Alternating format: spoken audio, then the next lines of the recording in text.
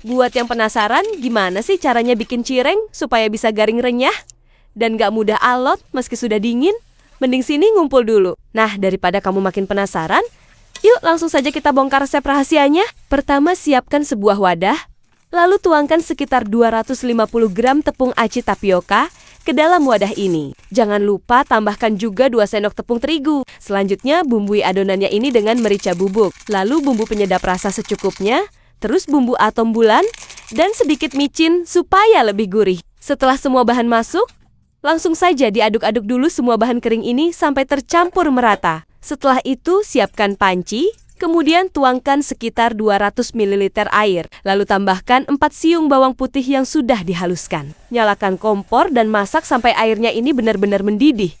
Kalau airnya sudah mendidih, langsung saja angkat. Kemudian tuangkan seluruh air panas tersebut ke dalam campuran tepung tadi. Setelah itu langsung aduk cepat menggunakan centong atau sendok kayu supaya air panasnya bisa tercampur merata dengan tepungnya. Aduk-aduk sebentar saja.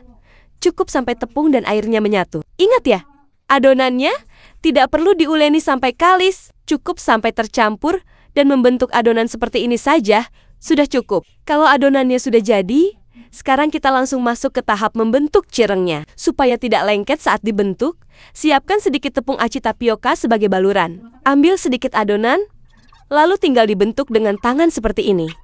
Untuk bentuk cirengnya, bisa kamu sesuaikan saja dengan selera. Bisa bentuknya kecil-kecil, agak besar, atau bahkan bentuk tipis melebar seperti ini, juga tidak masalah. Selanjutnya, kita masuk ke tahap terakhir yaitu menggoreng. Panaskan minyak terlebih dahulu dengan api berukuran kecil aja. Setelah minyak mulai panas, langsung saja masukkan cirengnya. Goreng secukupnya saja dulu.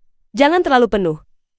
Karena cireng ini saat digoreng, biasanya akan mengembang dan ukurannya bisa jadi lebih besar. Goreng sambil sesekali dibolak-balik supaya matang merata di semua sisi. Tenang saja, adonan cireng ini aman saat digoreng dan tidak akan meledak-ledak.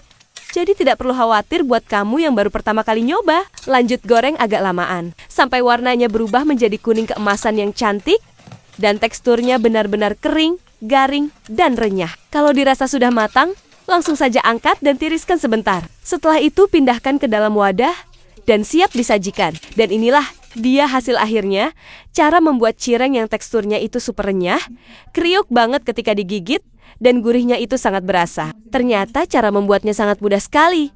Tidak perlu bahan yang aneh-aneh dan tidak perlu teknik yang ribet. Hasil cirengnya bisa garing tahan lama dan gak bakal alot meski disimpan lama. Cireng ini paling enak dimakan selagi hangat.